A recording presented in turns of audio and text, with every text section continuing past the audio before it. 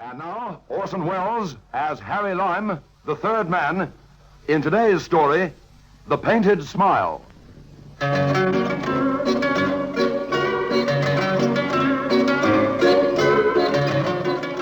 I've always had a fondness for the exception that breaks the rule. Maybe it's because I like to break rules myself. Take a smile, for instance. One of the intangibles of life, so everyone says. But what about that smile of the Cheshire Cats? That grin hung around long after Puss had vanished. You call that intangible? Like the smile I'm going to tell you about. The horrid humor of that painted smile lingered long after the man who wore it was quite dead.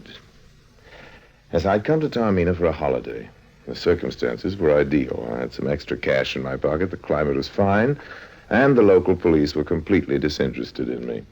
But I no sooner entered my room at the Santa Monica Hotel, was testing the mattress, as a matter of fact, when a long-bladed Sicilian knife whispered past my ear and wickedly winked at me from the bedpost. Since I was naturally somewhat curious, I turned rather quickly, and standing there in the doorway was a slim man with pale brown hair, pale monkey eyes, and the face of a tragedian. Why, Tony, you old clown. Harry, you old devil, what bring you to Taormina? Money, old friend. The climate, a certain weariness, and this happens to be one of the last places in the world where Harry Lime is welcome. You? Same old reason. The circus is playing here. A circus in Sicily? Mm-hmm. Isn't that bringing coals to Newcastle, old man? Not everyone is laughing and happy in Sicily, and clowning is my business. I was born to make people laugh. A clown. Yes, you were born the greatest con man of them all. No, Harry. I have a certain talent for crime, perhaps sleight of hand, facility with a knife, but not the heart. I'm afraid I'm an honest man, Harry. All the more reason to be my guest tonight, Tony. Share the pleasure. My first night in Taormina. To the contrary, you shall be mine. I'll serve you Sicilian pasties for hot dogs, champagne for pink lemonade, introduce you to every freak on the Midway, and seat you in a box for the main show. How would you like that, eh? Yes, I'd like that. For just this night, I'll step inside your canvas cloud, old man, pop the enchanted peanut in my mouth, and enter the circus heaven of youth. I believe every gilded angel and tinsel queen I see, smell the animals, walk the sawdust stairway to the stars. Yes, Tony, I'll be happy to accept your invitation to the circus. And who could ask for a better host than a clown?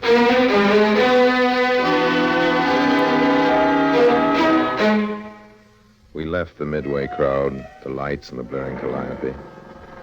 Then the growl of jungle beasts came to me. We approached a small dressing tent. Then the clown humbly called for his friend. Nola! Nola! Are you in there? You again, Antonio? What is it? I want to see you. You will see me later. Go away. But I have a surprise for you, Nola. A wonderful surprise. A surprise? A present, perhaps? The canvas flap snapped back and she stepped into the yellow glare of the lamps. Nola. Hair as black as though it had been poured out of an ink bottle. Body sinuous, graceful. Like a cat's. She was like a cat. And her ice gray eyes flared strangely when she looked at me. So this is your wonderful surprise, Antonio. Nola, this is Harry Lime, my friend. I'm always happy to meet a friend. The way she said it, the way she was looking at me, made it seem like we were all alone. Just Nola and me. I know what kind of female. I also knew that Tony was in for a bad time. Funny thing, he knew it, too. Told me about it a little later while he was putting on his clown makeup. So you feel sorry for me, Harry? Well, I don't feel one way or the other about anyone, but if you fancy Nola for yourself, you're a chump, old man. I know. Oh? And you like to be kicked in the teeth, is that it? Look at me, my friend. What is there about me for a woman to love? There is a great deal about Nola to love. Mm-hmm. To admire, to desire, yeah. To love? You're forgetting something. I am? All clowns suffer. Oh, yes. Paint a smile on their face to hide a broken heart. Ah, really, old man, don't be trite. Nola's like a fever in the blood, a disease. She's not good for me, perhaps, but the pain of loving her is better than the ecstasy of loving any other woman. Well, I agree with you, Tony. You never would have made a good confidence man. You think the clown white has gone deeper than my face? That my thinking has become as theatrical as my profession? Perhaps. But the show is about to begin. Help me with my wig, Harry. Oh, there you are. Am I not the funny man? Very funny. See you later, my friend. Now Antonio must go to clown and dance like a puppet. While Nola pulls the strings, Laugh, clown, laugh. You poor schmoo. Wasn't a very big circus, but it looked like the greatest thing on earth to the folks in Taormina. They laughed at Tony's antics till they cried, and oohed and awed at the trapeze performers, and gasped at Nola's animal act. Then came the grand climax. Senores, signorina, you are seeing the beautiful Nola command the tigers, the pumas, the lions, like they were house kittens. Now you shall see the unbelievable. Antonio, the great clown, shall enter the cage of the black puma and make him dance.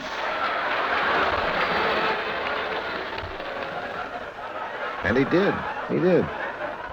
Going into the main animal cage, Tony pantomimed his bravery to the crowd. He cracked his whip, he strutted, he proved to himself at least that he was afraid of nothing on four legs. And then a smaller cage was rolled in and opened on the main cage, and another clown in the costume of a black puma sprang inside with Tony. First, my friend was terrified. Then he saw the pumas as frightened as he, and they made friends and waltzed around the cage together as the audience screamed with mirth. It was as simple as that. But Tony's clowning was touched with genius. In his performance, there was all the posturing and heartbreak and fear of the world. And by conquering his fear in the shape of the puma, he put a happy ending to his story, and everybody went home happy. That was everybody but Tony. I saw him after the show waiting for Nola. She ran up from the main tent, still carrying her animal whip. Nola! Get out of my way. But, Nola, I must talk Take your to you. hands off me. Let me go. Her whip, cruel and quick as a puma's claw, cut across his face. I could see a livid weal rising under his clown white. But Tony took it silently. Just looked after Nola with big eyes. Then he saw me. Thanks for the show, Tony. It was swell, but the rest of the night's on me. Now let's do Taormina, Like men. You will excuse me tonight, my friend. Tomorrow I'll come to the hotel. Tomorrow.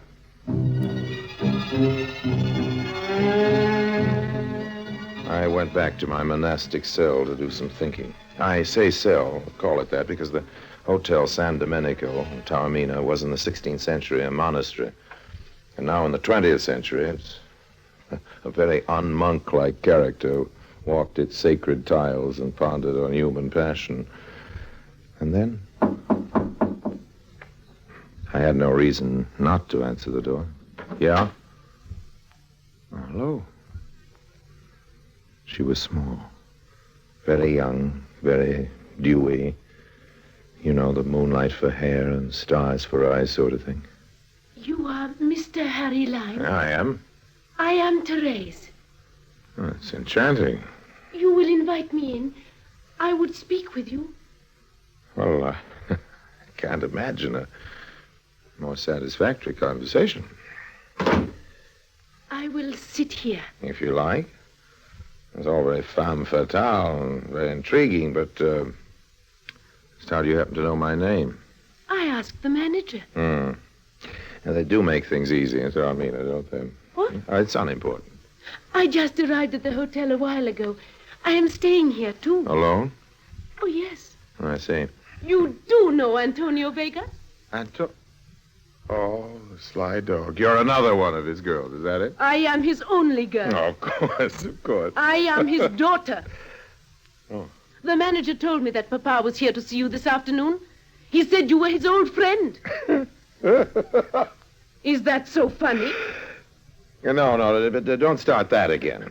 I came to you, Mr. Lime, because I could not find Papa. He wrote to me he was going to be here. He is a traveling salesman, you know. Oh, no. So when school closed for vacation, instead of staying there as usual, I thought I'd come here and surprise Papa. Papa and me, Hasn't he told you about me? Yes, oh, yes, of course. Then you know where he is. I can go to him. Well, as it so happens, your father's coming to the hotel tomorrow, my dear. Why don't you wait for him here and really surprise him, What a wonderful idea. Oh, Mr. Lime, I could kiss you. Oh, no.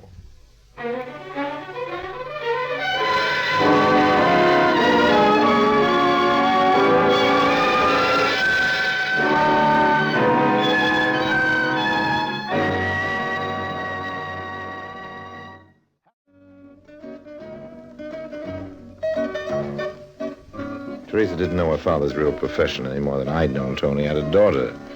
My clown friend was beginning to interest me more and more. A man of many lives, one of those still waters run deep boys. And in spite of the sheltered life he'd lavished on Teresa, she'd walked into the finest emotional trap the devil himself could set. What to do? I breakfasted with the young lady on the terrace. Well, very proper, very public. Harry, is that you? Oh, pardon me, you are busy. Papa! Oh, Papa! Therese! Oh, kiss her, Tony. Go on. I'm sure I would if I had such a daughter. Oh, it's so wonderful to see you, Papa. Be with you again. But the kitten, you should have stayed at the school. You are not glad to see me? Of course, my darling. But my work, you know, I have so little time. That is why I always visited you instead of you coming to see me. If it's only one little minute of the day, it's worth it, Papa. Just to be near you. Don't have a heart, Tony. She'll have me in tears. Your cheek. Oh, Papa. What happened to your poor cheek? That terrible scar. It was an accident, Therese.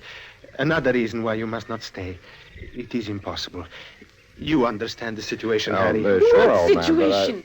Why should not a daughter be with her papa? It is impossible. You will go back to school like a good girl, yes? Or to the relatives in Naples. No. Therese? No. I will never leave you. Even if you don't want me around.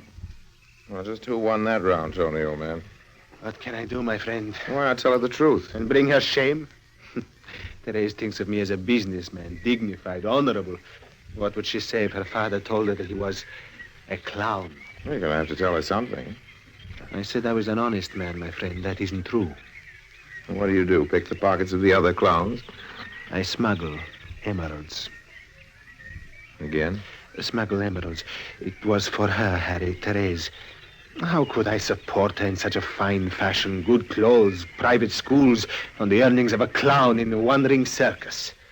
I hadn't thought about it much. Didn't even know your kitten existed, you see. So That is one of many things I haven't told you, my old friend. Forgive me. Forgiven, but the emeralds. What about You the see, emeralds? I've been very successful in the smuggling trade, but very careful.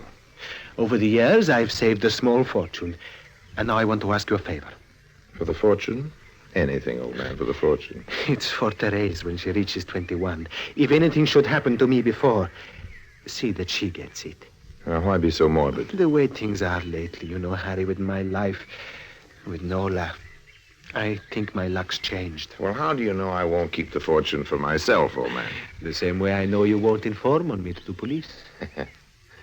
Yeah. You figure this pot's too smart to call the kettle black, is that it? That's old man? one way of putting it. Come to the circus tomorrow night, Harry. I'll show you where my savings are hidden. And Therese? Therese, I will think of something. Better her heart should break a little now than learn the truth about me and then... I'll meet you tomorrow night, Tony. I didn't like the way things were going. Not that Harry Lime is averse to learning the exact location of a man's fortune, but this particular collection of moolah seemed to have entirely too many strings attached to it. However, I decided to let tomorrow take care of itself. And I was deep in the arms of Morpheus when...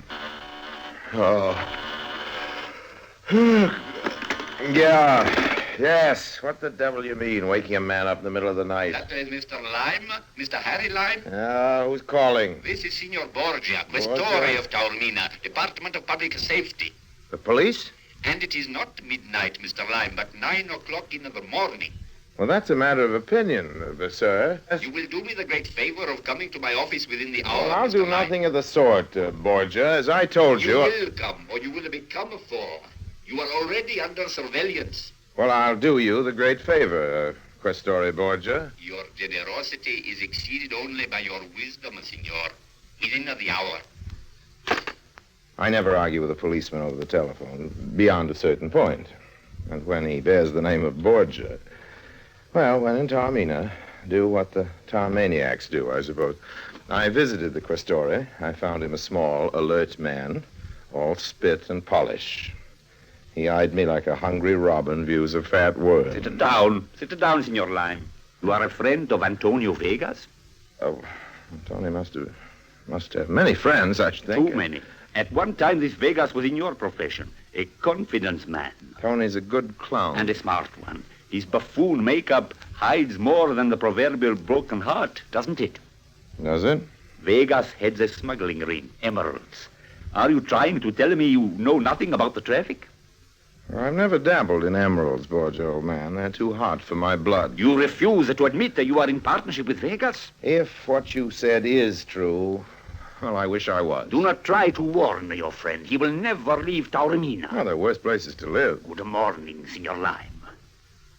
Good morning. That mean I can go now? It does. Well, am I still under surveillance? Yes. Why? Well, my holiday mood, that's all, old man. I hope your bloodhounds are broad-minded. Good morning.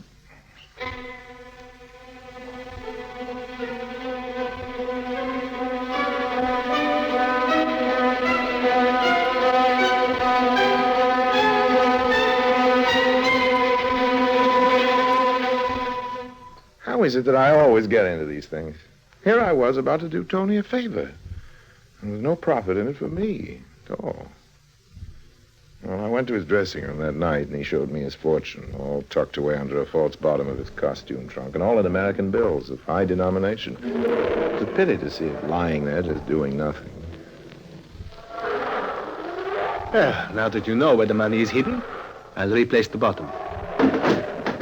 Tony, old boy, I still say I'm not in this. It's not my kind of caper. Send the nest egg to the relatives in Naples, I don't trust them. Oh, really? You know how it is with good people. Yeah. Sudden wealth may change their natures completely. Whereas you... Say no more, old man. And here is something else for you to see. Hidden in this bladder I use for one of my props. Emeralds. Perfectly cut. Some of them are as big as robin's eggs. I deal in nothing but the finest merchandise. Evidently. Who's your fence? Lazzetti. Well, the best. I find him to be the best. Tony, you're one of the few men I've ever underestimated. Who would suspect the clown? Yes, but I must warn you, Tony, that there are some who... You say Mr. Vegas is in this tent? Si, signorina. Therese, Yes, she must have followed me here. quick, help me hide these. Yeah. Papa, I have found you. Yes, Therese, you have found me. And now you know what your father really is. He's the best. A clown. I think it is too wonderful. Oh, Papa, did you think I would look down on you because you were a clown in a circus? It is much finer than a traveling salesman. You are angry because I found you out? Why should he? What can I do, Harry? Well, I guess give her a pass to the show. I'll take charge of her. Oh, thank you. Thank you. What can I do? it's not- Am I intruding, Antonio? Nola. There were no introductions. I took Therese out of there as soon as possible, but before we left, I caught Nola's eyes on the emeralds. They narrowed like a cat's.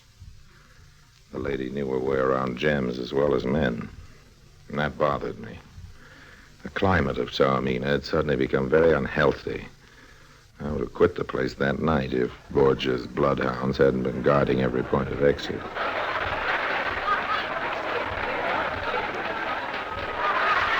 Why is Papa going into that animal cage, Mr. Lime? Oh, it's nothing. He's pretending to... He's a cat trainer, like Nola. See how brave he is. Oh, how funny he is. Yes. How wonderful is my Papa. Oh, that's great. Tony's funniest routine began. He was giving the greatest performance of all his life because his daughter was in the audience. The puma cage was wheeled up to the main cage and the door opened. Out came the puma. But no costume clown this one. A very large, very live, and very vicious cat sprang into Tony's cage. It stood there a moment, lashing its tail and blinking in the lights. In that moment, before it sprang at my old friend, I saw Nola's face watching from the tent entrance. Her eyes wide, her lips drawn back in an animal smile. Her hands stretched before her like claws, as though she were about to attack. No, help!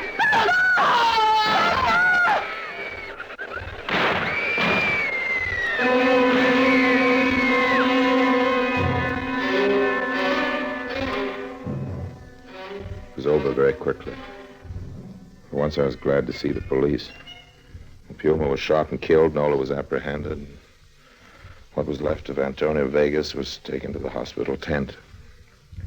As I said, he found a way out of Taormina. The hard way. No, don't cry, kitten. It was an accident. No, it was no accident. Like the scar on your cheek. She did it. She did it. I did nothing. It was an accident. Somebody switched the cages. What do you mean? Well, Questore Borgia, I think I can prove differently. It wasn't You, an Signor accident at He all. lies? Antonio Vegas is my friend, Senora. You can understand that word, friend. Why should I lie? I saw you switch the cages deliberately. No, I did not. I did not. And I know why you did. No. Harry. It was because of jealousy. Jealous? Of that clown? Stop it! Stop it! You shall not laugh at my papa! Your papa? Thank you. Thank you, Harry.